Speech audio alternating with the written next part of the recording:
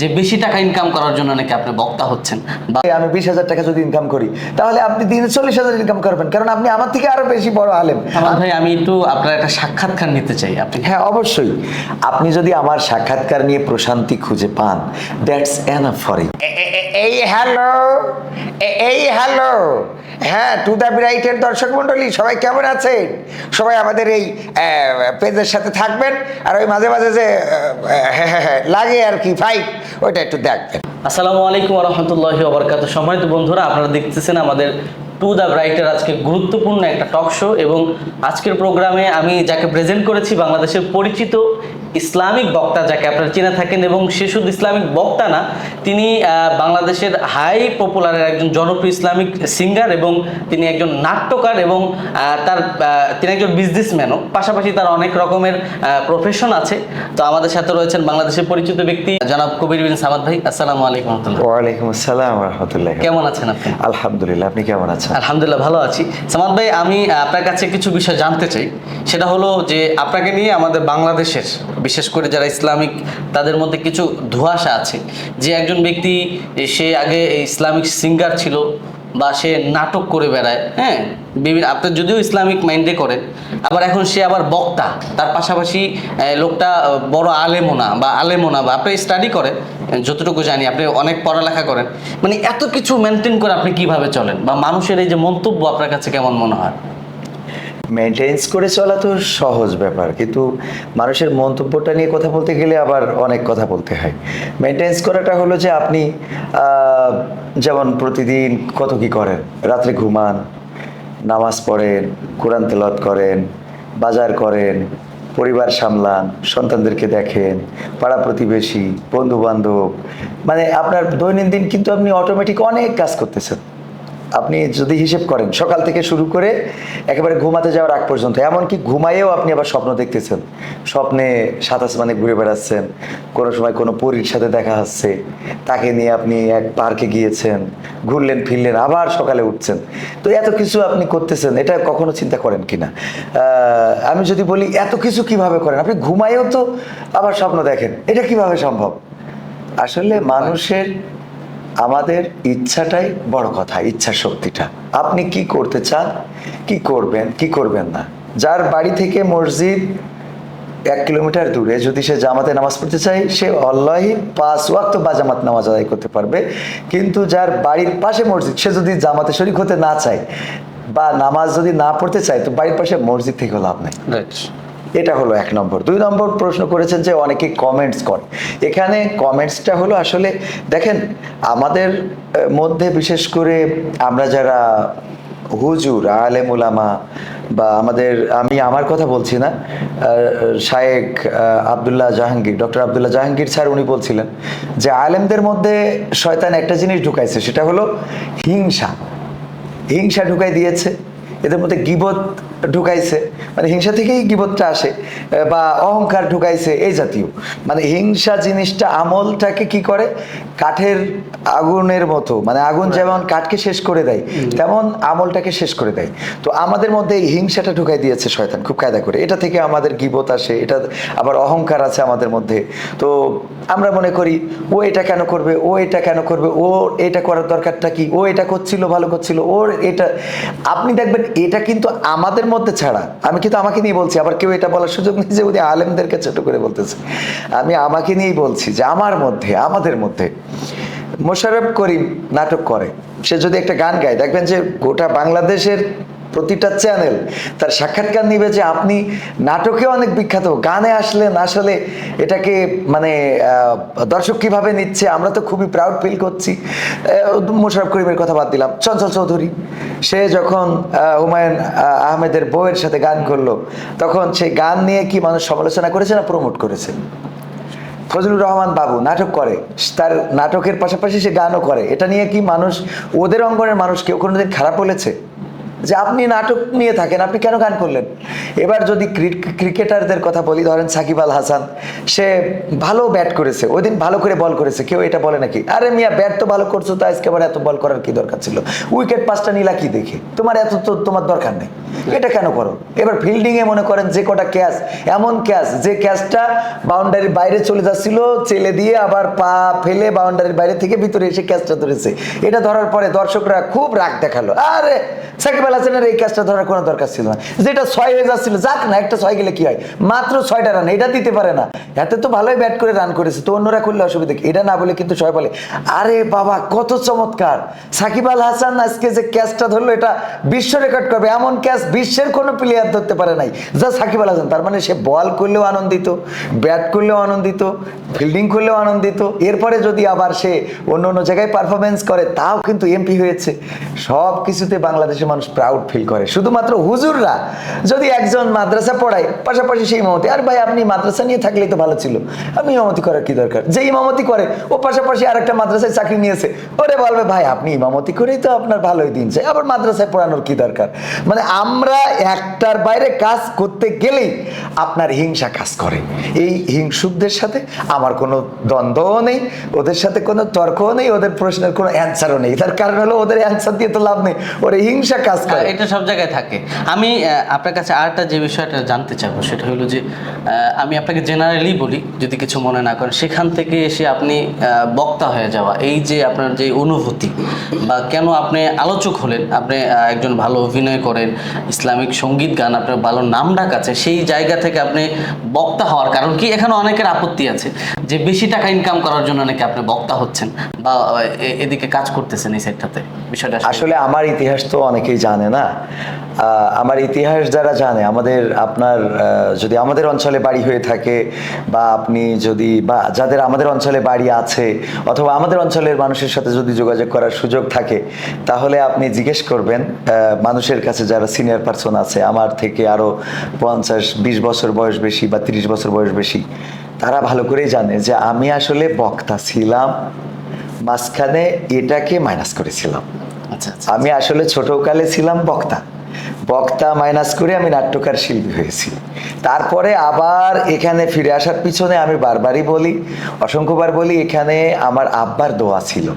কারণ আমার আব্বা ছিলেন বক্তা, আব্বা যখন বক্তা ছিলেন অটোমেটিক আমি আব্বার সোহবত পেয়েই আব্বা বিভিন্ন স্টেজে নিয়ে যেত। আমার আব্বা বেঁচে থাকতেই আমি আজ থেকে 20 বছর আগে ওয়াজ করেছি, 20 বছর আগে আমি প্রধান বক্তা হয়েছি মাহফিলে।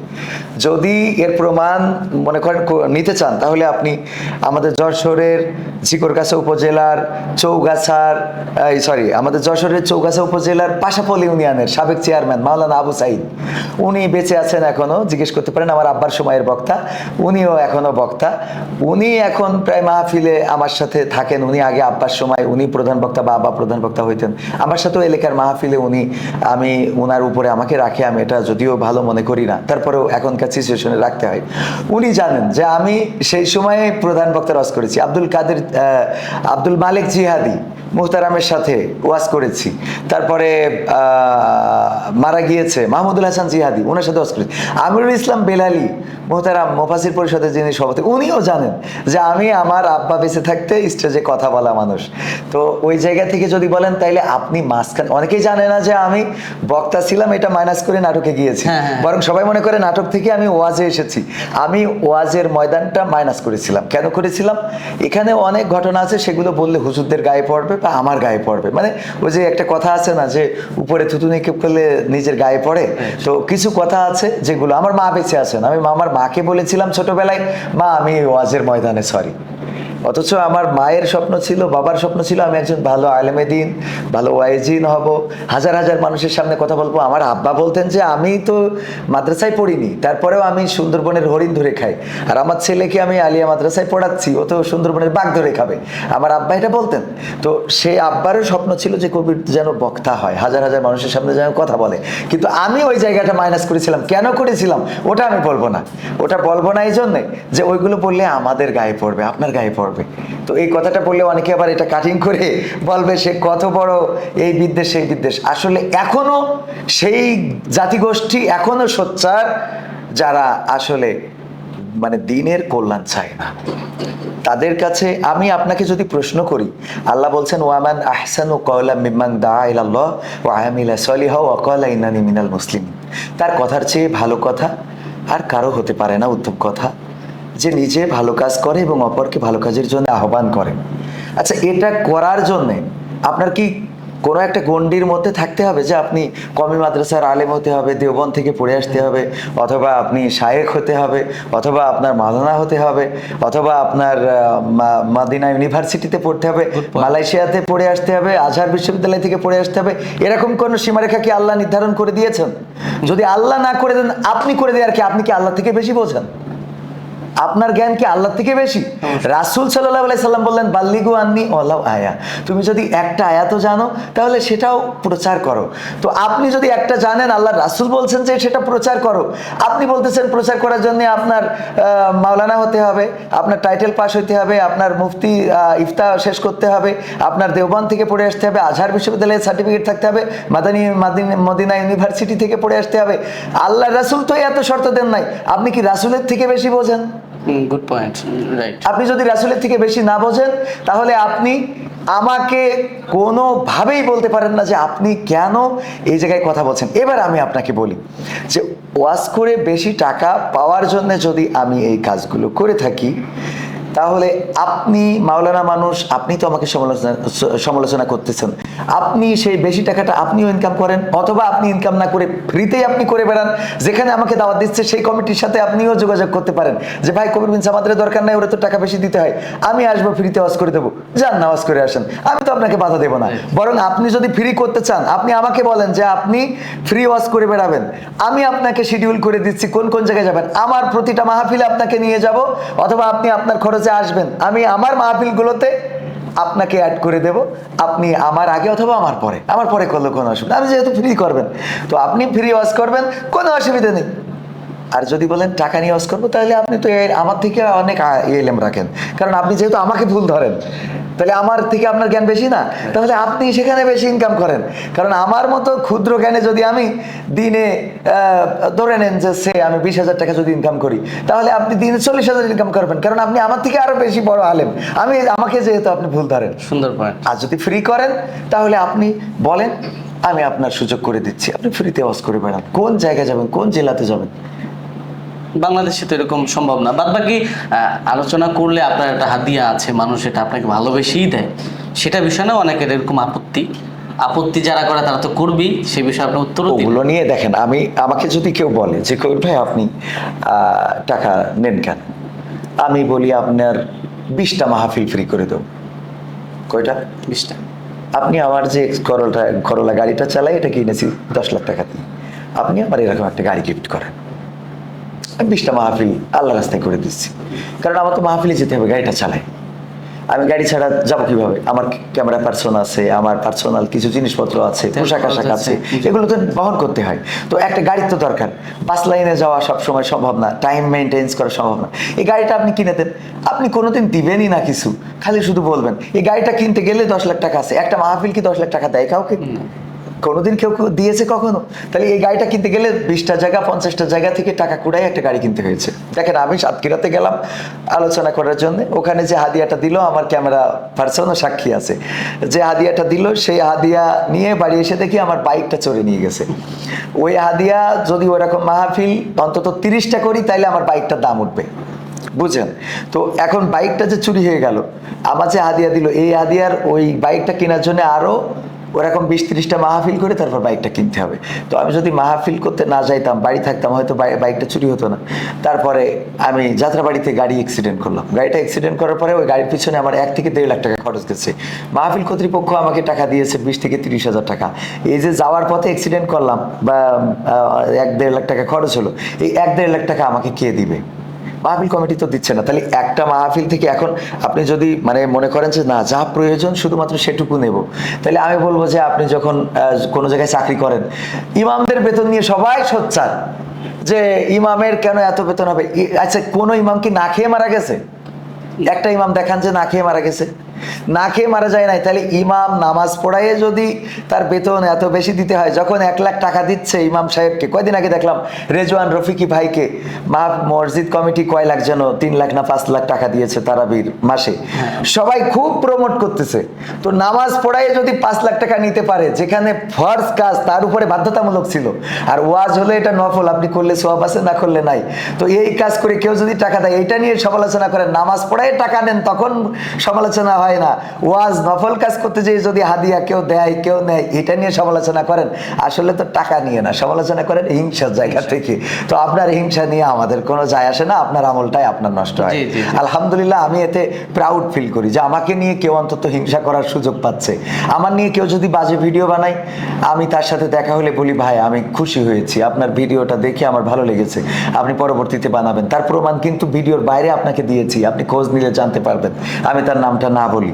আমি এভাবে অনেককেই বলেছি, ভাই আপনি যেটা করেছেন ভালো লেগেছে। কেউ যদি আমার বিরুদ্ধে বলে, আমি তাকে সরাসরি বলি, হ্যাঁ আপনি ভালো কথা বলেছেন, এটা নিয়ে সমস্যা নেই, বরং আপনি আমার বিরুদ্ধে বলেছেন, আমার ভুলটা আমি সংশোধন করার সুযোগ পেয়েছি।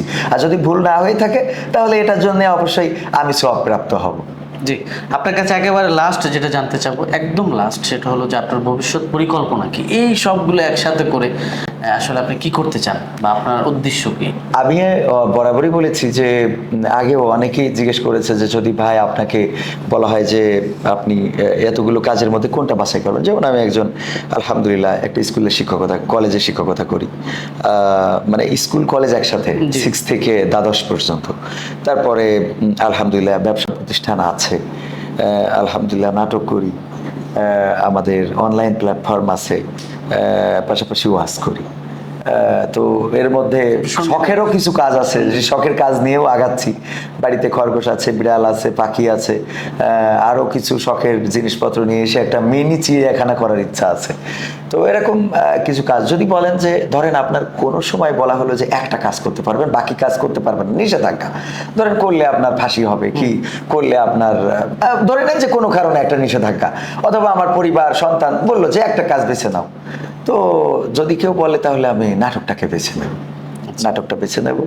কারণ এই নাটকটার জায়গাটা আমাদের খুব দরকার যুব সমাজকে ফেরানোর জন্য। আমাদের তরুণেরা, কিশোরেরা এরা কিন্তু বিনোদন প্রেম, এবং এরা যখন বিনোদন না পাবে, যেমন আপনার ক্ষুধা লাগলে খাবার খেতে হবে, এটাই বাধ্যতামূলক। এখন আপনি যদি খাবার না পান তাহলে হারাম খাওয়ারও বিধান কিন্তু আপনার উপরে আছে। কারণ আল্লাহর নবী সাল্লাল্লাহু আলাইহি সাল্লাম জানতেন যে যেহেতু ক্ষুধা লেগেছে, সে মরা গরুর গোশত খাওয়া আমাদের এক পর্যায়ে জায়েজ, সত্য তো। হারাম দিয়ে আপনি হারাম খাদ্য খাওয়া তখন যায় যখন আপনি আর কোনো বিকল্প নেই। তো আমাদের জায়েজ না হলেও আমাদের যুব সমাজরা বিনোদন কিন্তু তারা ওই খাবারের মতোই অনেকটা।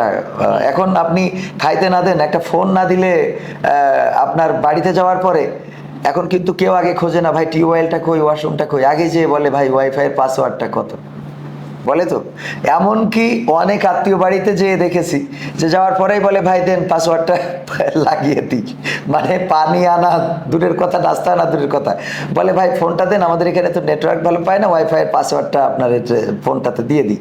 তার মানে হলো যে আপনি এটার বাইরে যাইতে পারছেন না। সো এটাতে আমাদের এমন কিছু কন্টেন্ট থাকা দরকার, যেই কন্টেন্ট আপনাকে ভালোর দিকে ডাকবে, ভালোর দিকে চলতে বলবে, ভালোটা বোঝাবে, ভালোটা দেখাবে, ভালোটা শেখাবে, এবং সেই ভালোটা আমি আমার নাটক দিয়ে শেখাতে চাই।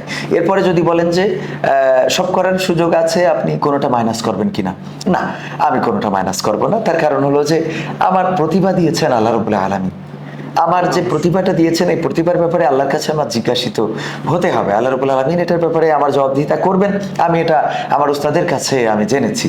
তো এই জন্যে আমার কণ্ঠ যেহেতু দিয়েছে আমার গান গাওয়ার, তো আমি গান কেন গাইবো না, ইসলামী সঙ্গীত। আমার নাটক করার, অভিনয়ের যোগ্যতা দিয়েছে, আমি অভিনয় কেন, আমার লেখার যোগ্যতা দিয়েছে, আমি কেন লিখবো না, লেখা কেন থামিয়ে রাখবো। আমার উপস্থাপনার যোগ্যতা দিয়েছে, আমি কেন উপস্থাপনা। আপনি আমাকে বললেন যে ভাই আজকে আপনার একটা সাক্ষাৎকার নেব, আমি ধরে নিচ্ছি সাক্ষাৎকার দেওয়ার যোগ্যতা আল্লাহ আমাকে দিয়েছে, আমি কেন দেবো না সাক্ষাৎকার। এখন যদি বলেন যে আপনার সাক্ষাৎকার দেওয়ার কি দরকার, আপনি তো নাটক করছিলেন এটাই করে খান, আপনি ওয়াজ করছিলেন এটাই করে খান, তো সাক্ষাৎকার দেওয়ার যোগ্যতাও আবার আছে, তো আমি কেন দেবো না। একদম সর্বশেষ যে রিকোয়েস্টটা থাকবে আমার ব্যক্তিগত টু দ্য রাইটের দর্শকদের উদ্দেশ্যে, আপনার একটা ফোন কল। আপনার না, দর্শক- ওইটা ছোট- ওই সাক্ষাৎকারের মধ্যে ওইটা ঢুকানোর দরকার নেই। সব কিছুতে আমরা হাসি তামাশায় না নিয়ে আসি। আমি এই ফোন কলটা মাহফিলেও প্রায় মাইনাস করে ফেলেছি, কিন্তু একটা জায়গায় আমি মাইনাস করতে পারিনি। সেটা হলো যখন কেউ বলে ভাই ফিলিস্তিনের ব্যাপারে ইসরায়েলের একটু ফোন কল দেন বা নেতানিয়াহুর একটু ফোন কল দেন, তখন আমি এটাকে অ্যাভয়েড করি না। তার কারণ হলো যে এটা আমার একটা প্রতিবাদ। আমার ফোন কলটা আসলে তামাশা না শুধু, আমি এটাকে প্রতিবাদ। তাহলে আমরা ওই ফোন কলটাই শুনি আপনার থেকে। তো টু দ্য ব্রাইটের দর্শকদের জন্য আমরা আগামীতে কোনো একটা সময় ফোন কল করে দেবো ইনশাল্লাহ। আজকের এই পরিস্থিতিতে আমি মাপ চেয়ে নিচ্ছি, ক্ষমা চেয়ে নিচ্ছি। তারপরেও যদি বলেন যে আপনার তো যোগ্যতা আছে, কিছুক্ষণ আগে বললেন যে যোগ্যতা আছে, কেন দিবেন না, তো ওই জায়গা থেকে শুধু আমি আমার যে ফোন কলের ভাষাটা সেটা আপনাদেরকে শুনিয়ে দিই। এই হ্যালো, এই হ্যালো, হ্যাঁ টু দ্য ব্রাইটের দর্শক মণ্ডলী সবাই কেমন আছেন? সবাই আমাদের এই পেজের সাথে থাকবেন, আর ওই মাঝে মাঝে যে লাগে আর কি ফাইট, ওইটা একটু দেখবেন। অনেক অনেক ধন্যবাদ আপনাকে কবির বিন সামাদ ভাই। আপনি ভালো থাকবেন, সুস্থ থাকবেন। দর্শক ভালো থাকবেন, সুস্থ থাকবেন। আমাদের কবির বিন সামাদ ভাইয়ের জন্য দোয়া করবেন। আসসালামু আলাইকুম রহমতুল্লাহ।